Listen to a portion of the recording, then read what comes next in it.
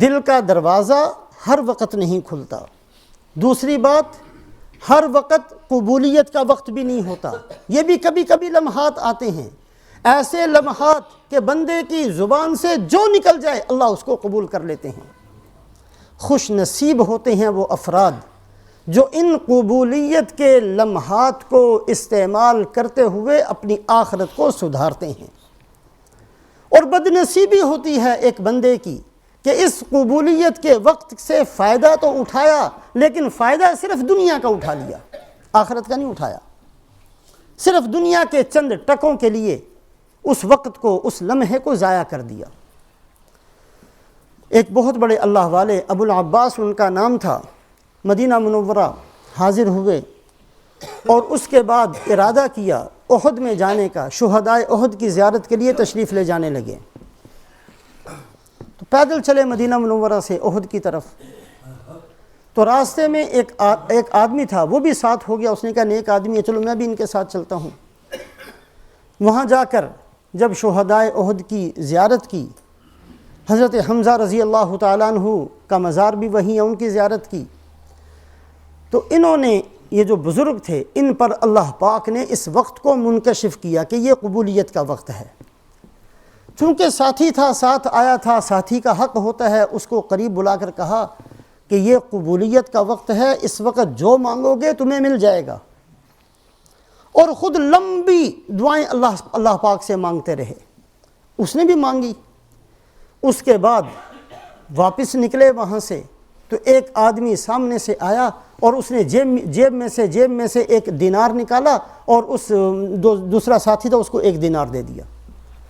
انہوں نے پوچھا بھائی تو نے دعا کیا مانگی تھی؟ کہا جی میں نے دعا مانگی تھی اللہ مجھے 1 دینار دے دے۔ کہ اللہ تیرا بھلا کرے، اتنی قبولیت کا وقت آیا، ایسی بہترین قبولیت کا وقت تھا، تو نے 1 دینار مانگ کر اس کو ضائع کر دیا۔ یہ وقت ہر ایک کو ملتا ہے،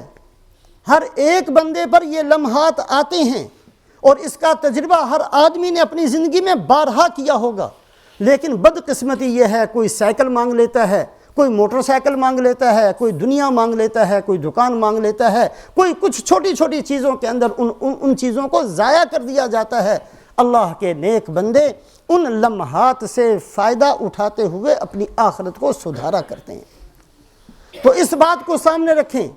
دل کا دروازہ ہر وقت نہیں کھلتا، کبھی کبھی کھلتا ہے۔ اسی طریقے سے قبولیت کے اوقات بھی کبھی کبھی ہوتے ہیں، خوش نصیبی ہے ان بندوں کی جو ان قبولیت کے اوقات سے فائدہ اٹھائیں۔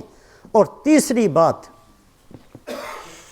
ایک کلمہ، ایک چھوٹی سی بات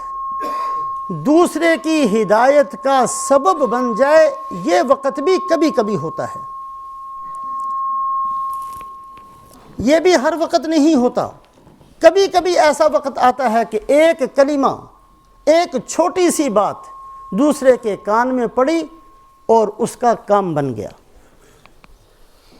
حضرت عبداللہ ابن مسعود رضی اللہ تعالیٰ عنہ تشریف لے جا رہے تھے، دیکھا کہ ایک مجمع لگا ہوا ہے اور ایک آدمی ہے جو لکڑی کو بجاتا ہے اور گانا سنا رہا ہے، اور اس کا گانا سننے کے لیے جیسے عام طور پر تماشے ہوتے ہیں بہت سارے بندے کھڑے ہیں۔ قریب سے گزرے تو اس کی 2-3 باتیں ان کے کان میں بھی پڑی، تو چلتے ہوئے فرمایا ما احسن ھذا الصوت، کتنی بہترین آواز ہے، کاش اس آواز سے قرآن پڑھتا،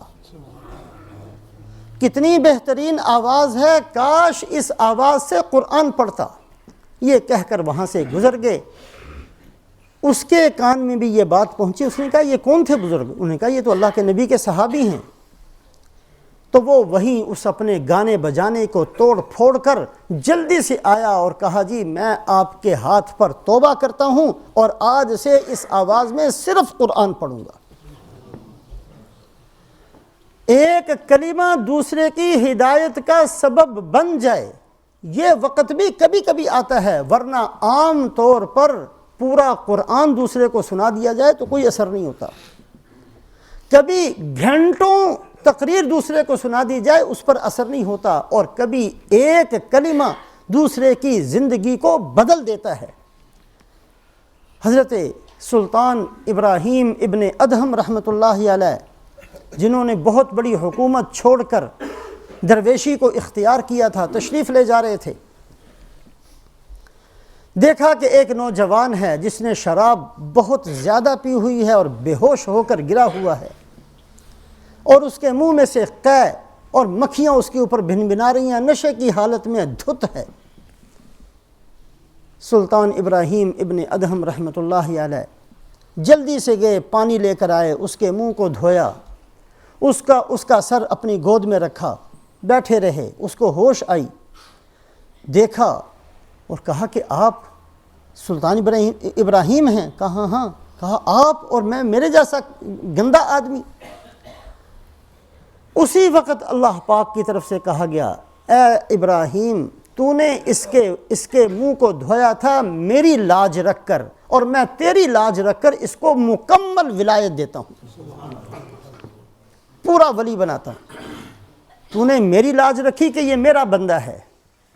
اس لیے تو نے اس کے منہ کو دھو دیا، میں تیری لاج رکھوں گا کہ تو نے میری وجہ سے اس کا منہ دھویا ہے، میں تیری وجہ سے اس کو اپنا بناتا ہوں۔ ایک نہیں 20 واقعات ایسے ملتے ہیں۔ تو ان باتوں کو سامنے رکھتے ہوئے دل کا دروازہ ہمیشہ نہیں کھلا کرتا، کبھی کبھی کھلا کرتا ہے۔ خوش نصیب ہیں وہ افراد جو اس وقت کو قیمتی بناتے ہیں، اور اس وقت اس خیر جو ان کے دل میں آتی ہے اس کے اوپر عمل کرنے والے بنتے ہیں۔ اسی طریقے سے قبولیت کا دروازہ بھی ہر وقت نہیں کھلتا، کبھی کبھی انسان کو اللہ ایسے اوقات نصیب فرما دیتے ہیں، اس وقت جو بات ان کے زبان سے نکل جائے اللہ اسی کو پورا کرتے ہیں۔ اسی وجہ سے عادت بنانی چاہیے اس بات کی کہ آدمی اپنی قبر کو، اپنی آخرت کو، اپنے پلسرات کی زندگی کو، اپنی جنت کو، اللہ کے سامنے کھڑے ہونے کو، یہ جو کٹھن مراحل ہیں ان کی درستگی اور ان کی اصلاح کو اتنا مسئلہ بنا کر اپنے اوپر مسلط کر لے کہ زبان سے مانگے تو یہی چیزیں مانگے۔ یہ جو عادت آج ہمیں پڑ گئی ہے، پتہ نہیں کہاں سے پڑ گئی ہے، کہ ہمارا مبلغ علم، ہماری سب سے بڑی چھلانگ اور ہماری بہت بڑی جو کوشش ہوتی ہے کہ ہمیں دنیا مل جائے۔ اللہم لا تجعل الدنیا اکبر ہمنا، اللہ کے نبی صلی اللہ علیہ وسلم نے دعا سکھائی، اللہم لا تجعل الدنیا اکبر ہمنا، اے اللہ ایسا نہ ہو جائے کہ ہمارا سب سے بڑا غم دنیا بن جائے، اور دنیا تو مل ہی جانی ہے۔ ہر آدمی اللہ کے فضل سے پیٹ بھر کر سوتا ہے، خواہ اس کی فیکٹری ہے یا نہیں ہے، اس کی دکان ہے کہ نہیں ہے۔ انسان تو انسان، اللہ پاک پرندوں کو پالتے ہیں، تغزو خماسا وتروح بطانا، صبح کو پرندے اپنے گھروں سے نکلتے ہیں، خالی پیٹ ہوتے ہیں، رات کو آتے ہیں، پیٹ بھر کر آتے ہیں، بغیر دکان کے اللہ ان کو پالتے ہیں، بغیر فیکٹریوں کے اللہ ان کو پالتے ہیں، بغیر ملازمتوں کے اللہ ان کو پالتے ہیں، ہمیں بھی اللہ پال دیں گے، اللہ پاک پالتے ہیں۔ اللہم لا تجعل الدنیا اکبر ہمنا، اے اللہ ہم اتنے نہ گر جائیں کہ ہمارا سب سے بڑا مسئلہ، ہمارا سب سے بڑا مسئلہ دنیا بن جائے، اے اللہ ہمیں ایسا نہ بنا۔ اللہم لا تجعل الدنیا اکبر ہمنا ولا مبلغ علمنا، اور اے اللہ ایسا بھی نہ ہو جائے کہ ہمارا سارا پڑھنا پڑھانا سارا اس لیے ہو کہ ہمیں پیسے مل جائیں۔ 20 سال بچے کو پڑھاتے ہیں، 25 سال بچے کو پڑھاتے ہیں، اس کے بعد کئی لوگ تو کورس پر کورس کرتے چلے جا رہے ہیں، صرف اس لیے کہ ملازمت اچھی مل جائے۔ اس میں کوئی شک نہیں کہ جائز ہے، اور بھائی قبر کی بھی تو کچھ تیاری ہونی چاہیے، کوئی آگے بھی تو ہم نے جانا ہے کہ ساری زندگی دنیا میں رہنا ہے۔ اللہم لا تجعل الدنیا اکبر ہمنا ولا مبلغ علمنا ولا غایت جہدنا، اور اے اللہ ایسا بھی نہ ہو کہ ہماری ساری کی ساری کوششیں صرف دنیا کے لیے ہو جائیں، ہم بھول جائیں کسی کی خدمت کو،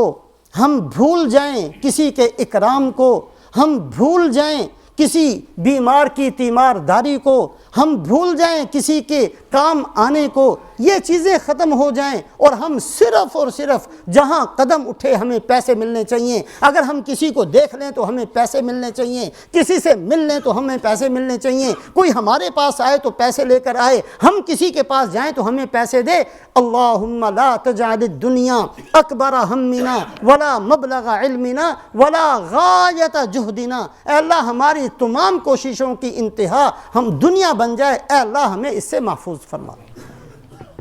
دوبارہ پھر اسی بات کو سامنے رکھتے ہوئے کہ اللہ پاک کا اٹل فیصلہ ہے، حتمی اور یقینی طور پر یہ فیصلہ ہے کہ اللہ پاک نے دین کو بھی قیامت تک باقی رکھنا ہے، اس امت کو بھی قیامت تک باقی رکھنا ہے۔ خوش نصیب ہیں وہ افراد جو قیامت والے دن میدان حشر میں کھڑے ہوں تو اللہ فرمائیں کہ ان کی وجہ سے خیر دنیا میں پیدا ہوئی، ان کی وجہ سے لوگوں نے ہدایت کو قبول کیا، ان کی وجہ سے کوئی نمازی بنا، ان کی وجہ سے کسی کے اخلاق درست ہوئے، ان کی وجہ سے ایک خامند اچھا خامند بن گیا، ان کی وجہ سے ایک بیوی اچھی بیوی بن گئی، ان کی وجہ سے ایک بیٹا اچھا بیٹا بن گیا، ان کی وجہ سے ایک باپ اچھا باپ بن گیا۔ اور بڑے بد نصیب ہیں وہ افراد جو میدان حشر میں کھڑے ہوں اور اللہ فرمائیں ان کی وجہ سے معصیت پھیلی، ان کی وجہ سے کفر پھیلا، ان کی وجہ سے رسمیں پھیلیں، ان کی وجہ سے خوشی اور غمی کی رسمیں دنیا میں پیدا ہوئی، ان کی وجہ سے لوگ مسجدوں سے دور ہوئے، ان کی وجہ سے لوگوں نے دین کو چھوڑا۔ قرآن پاک کے اندر ایک جگہ فرمایا والذین سعوا فی آیاتنا معاجزین اولئک اصحاب الجحیم، اور دوسری جگہ فرمایا والذین سعوا فی آیاتنا معاجزین اولئک لهم عذاب من رجز علیم، اور تیسری جگہ فرمایا والذین یسعون فی آیاتنا معاجزین اولئک فی العذاب محضرون۔ ان تینوں کا مطلب یہ ہے کہ وہ بد نصیب لوگ جو دنیا کے اندر یہ کوشش کرتے رہتے ہیں کہ کیسے میں نے لوگوں کو دین سے دور کرنا ہے، کیسے میں نے لوگوں کو دین سے ہٹانا ہے، کیسے میں نے کسی کو گناہ پر لگانا ہے، کیسے میں نے ان کی زندگیوں کو برباد کرنا ہے۔ جو آدمی ان کوششوں میں لگے رہتے ہیں، ایک جگہ فرمایا وہ جہنمی ہیں، ایک جگہ فرمایا ان کے لیے دردناک عذاب ہے، اور ایک جگہ فرمایا کہ ان کو جہنم میں ڈال دیے جائیں گے، اولئک فی العذاب محضرون، ان کو گھیر لیا جائے گا عذاب کے اندر، نہ کسی کی سفارش کی وجہ سے ان کو نکالا جائے گا اور نہ ہی اللہ ان پر رحم فرما کر خود ان کو نکالیں گے۔ خوش نصیب ہیں وہ افراد جو کسی کی خیر میں استعمال ہو جائیں، بد نصیب ہیں وہ افراد جو کسی کی بے دینی میں ان کی زندگی گزر جائے۔ یہ فیصلہ میں نے اور آپ نے کرنا ہے کہ ہماری زندگی کس رخ پر چل رہی ہے، ہم دنیا کے اندر کس کردار کو ادا کر رہے ہیں، ہماری وجہ سے ہماری اولادیں دین کے قریب آ رہی ہیں یا دور جا رہی ہیں، ہماری وجہ سے ہمارے گھروں کے اندر سنتیں زندہ ہوتی ہیں یا سنتیں مٹتی ہیں، ہماری وجہ سے قرآن پڑھا جاتا ہے یا قرآن بند کر کے رکھ دیا جاتا ہے، ہماری وجہ سے اخلاق درست ہوتے ہیں یا اخلاق بگڑتے ہیں۔ یہ فیصلہ میں نے اور آپ نے کرنا ہے، اور بار بار اللہ سے دعا مانگیے اللہ ہمیں صحیح مسلمان بنا دے، ہماری وجہ سے خیر وجود میں آ جائے، ہماری وجہ سے ہماری اولادیں دیندار بن جائیں، ہماری وجہ سے ہمارے دوستوں کے اندر دین آ جائے، ہماری وجہ سے ہمارے رشتہ داروں کے اندر دین آ جائے، محلے کے اندر دین آ جائے، جہاں سے گزرے اللہ پاک ہدایتوں کے فیصلے فرما دیں۔ اللہ پاک ایسے خوش نصیب افراد میں سے ہمیں بھی بنا دے۔ اللہ کے لیے کوئی چیز مشکل نہیں ہے، اللہ اپنے فضل سے اور اللہ پاک ہمارے ارادوں سے ہمارے لیے یہ فیصلہ فرمائے۔ اللہ ہم سب کو توفیق نصیب فرمائے۔